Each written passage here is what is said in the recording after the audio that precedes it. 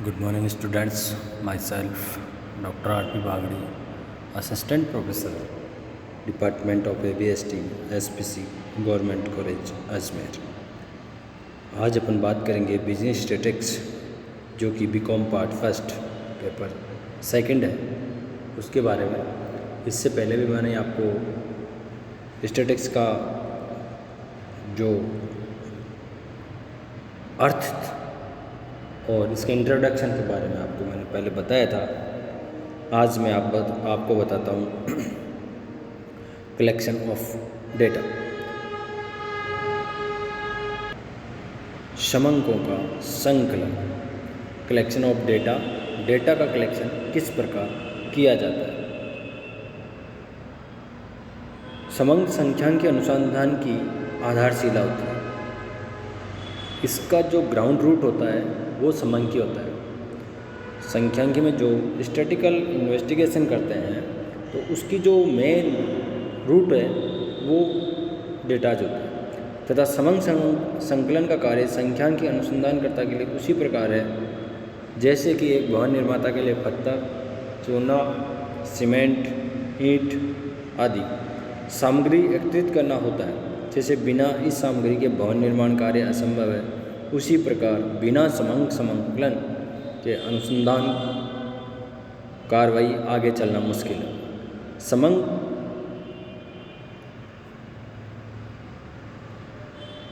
Meaning and definition of collection of data.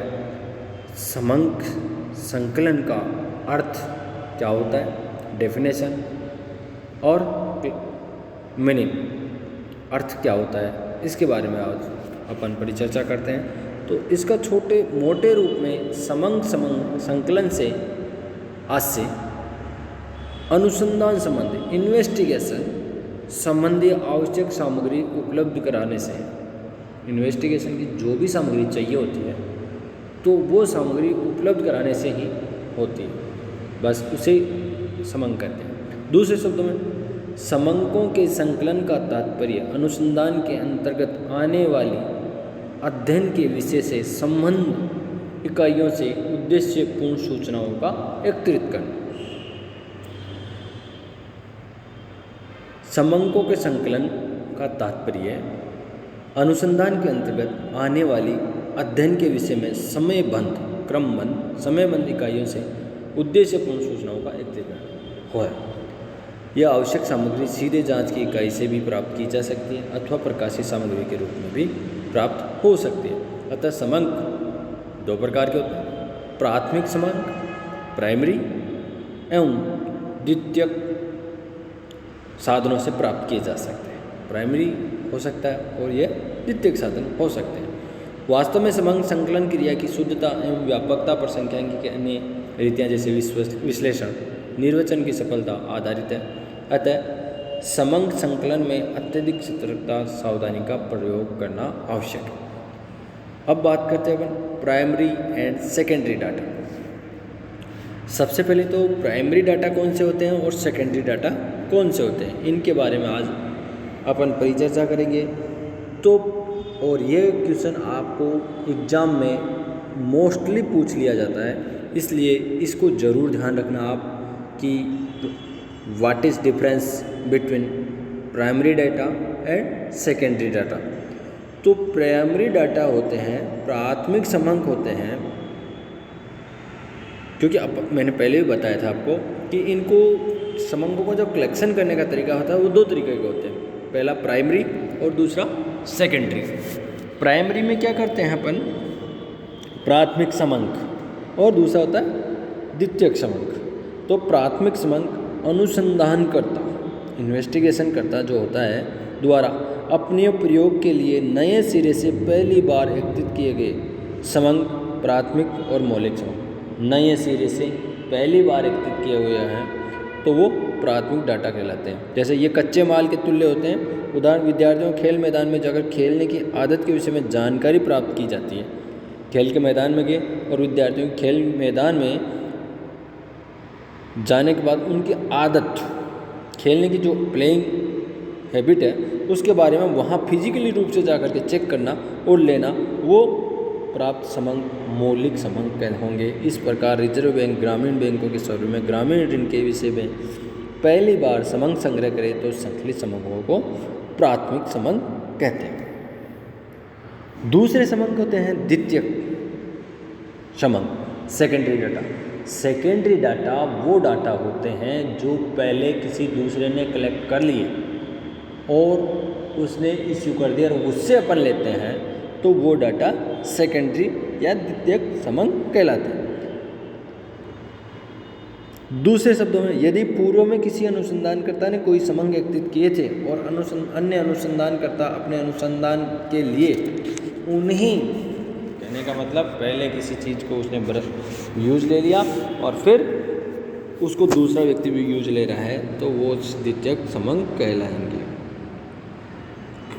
इसमें श्री बलेयर के अनुसार द्वितीयक समंक वे हैं जो पहले से अस्तित्व में है और वर्तमान प्रश्नों के उत्तर देने के लिए नहीं बल्कि अन्य उद्देश्यों की पूर्ति है, जो एकत्रित किए गए थे। उदाहरण, रिजर्व बैंक ने विनियोगों संबंधी आंकड़े एकत्रित कर प्रकाशित कर दिए और अनुसंधानकर्ता विनियोगकर्ताओं की प्रवृत्ति का अध्ययन करने के लिए उन समंकों का प्रयोग करता है, तो अनुसंधानकर्ता के लिए रिजर्व बैंक द्वारा प्रकाशित समंक द्वितीयक समंक माने जाएंगे।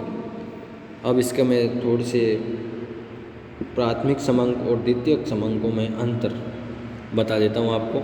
Discussion between primary data and secondary data. तो पहला है आधार, दूसरा प्राथमिक समंक और तीसरा है द्वितीयक समंक। अब प्रकृति, पहला इसका आधार है वो प्रकृति कैसी होती है? प्राथमिक समंक मौलिक और संख्यांकी विधियों के लिए कच्चे माल के तुल्य होते हैं। इनकी प्रकृति होती है, प्राथमिक समंकों की जो प्रकृति होती है वो कच्चे माल के तुल्य होती है। द्वितीयक समंक निर्मित माल के तुल्य होते हैं। निर्मित कर दिया उसके समान होते हैं, क्योंकि ये संख्यांकी यंत्र में से एक बार गुजर चुके हैं। ये तो दोनों की प्रकृति का मतलब कि प्राथमिक समंकों की प्रकृति कैसी होती है? कच्चे माल के तुल्य। और सेकेंडरी डाटा की प्रकृति कैसी होती है? निर्मित माल के तुल्य। दूसरा पॉइंट अपन कह सकते संग्रहणकर्ता। इसमें संग्रहण प्राथमिक समंकों का संग्रहणकर्ता होता है वो स्वयं व्यक्ति खुद होता है। यह समंक स्वयं अनुसंधानकर्ता या उसके प्रतिनिधित्व द्वारा संकलित किया जाता है, या तो वो खुद करेगा या उसका प्रतिनिधित्व जो प्रतिनिधि है वो करेगा। जबकि द्वितीयक समंक अन्य व्यक्तियों या संस्थाओं द्वारा पूर्व में संकलित एवं प्रकाशित होते हैं। तीसरी है प्लानिंग, कि इनके प्लानिंग नए सिरे से स्वतंत्र योजना बनाकर संग्रह किए जाते हैं, जबकि ये समंक पहले से ही मौजूद होते हैं तथा किसी प्रकाशन प्रतिवेदन या अभिलेखों से उपलब्ध हो सकते हैं। चौथा पॉइंट है संशोधन की आवश्यकता। प्राथमिक समंक अनुसंधान के उद्देश्य सदैव अनुकूल होते हैं, क्योंकि इनका संग्रह उसी उद्देश्य के आधार पर किया जाता है, अर्थात संशोधन की आवश्यकता नहीं होती। प्राथमिक समंकों में संशोधन की आवश्यकता नहीं होती, जबकि सेकेंडरी समंक जो होते हैं, सेकेंडरी डेटा होते हैं, जबकि इनका प्रयोग करने के पूर्व उनके आलोचनात्मक जांच और संशोधन भी करने पड़ते हैं, अर्थात उद्देश्य के अनुकूल बनाने पड़ते हैं। समय व धन, इनके संग्रहण में अधिक समय, शक्ति और अधिक धन की व्यवस्था करना पड़ता है, जबकि द्वितीयक समंकों के संग्रहण में प्राथमिक स्तर पर कोई व्यय नहीं किया जाता। हॉरेस स्क्राइब्स के अनुसार प्राथमिक और द्वितीयक समंकों में अंतर केवल अवस्था का है। जो समंक एक पक्ष के लिए प्राथमिक है वही अन्य पक्ष के लिए द्वितीयक। अब बात करते हैं प्राथमिक और द्वितीय समंकों के मध्य चयन, choice between primary and secondary data.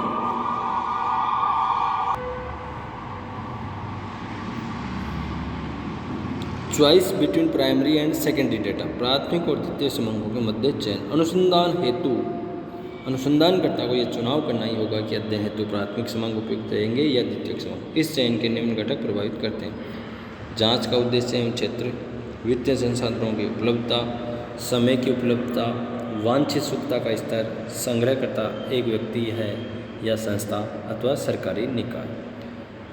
अगला पॉइंट है वो है कलेक्शन ऑफ प्राइमरी डाटा। प्राथमिक समंकों का संकलन कैसे करेंगे? कलेक्शन ऑफ प्राइमरी डाटा, तो मैं इसको आज मोटे मोटे रूप से बता देता हूँ, कल किस प्रकार से किए जाएंगे वो सारी बात डीपली बताएंगे। तो प्राथमिक समंकों का संकलन निम्नलिखित रीतियों में से किसी भी एक रीति द्वारा किया जा सकता है। प्राथमिक समंकों का जो संकलन करना है उसकी ये 6 रीतियाँ होती है, उसमें से किसी भी रीति का प्रयोग करते हुए अपन प्राथमिक समंकों को एकत्रित कर सकते हैं। पहला है प्रत्यक्ष व्यक्तिगत अनुसंधान, दूसरा दूरभाष संपर्क विधि, तीसरा अप्रत्यक्ष मौखिक अनुसंधान, चौथा है स्थानीय स्रोतों या संवाददाताओं द्वारा सूचना प्रेषित, पांचवा है सूचकों द्वारा प्रश्नावलियां भरकर सूचना प्राप्ति, प्रगणकों द्वारा अनुसूचियां भरना। प्रत्यक्ष व्यक्तिगत अनुसंधान, इसके बारे में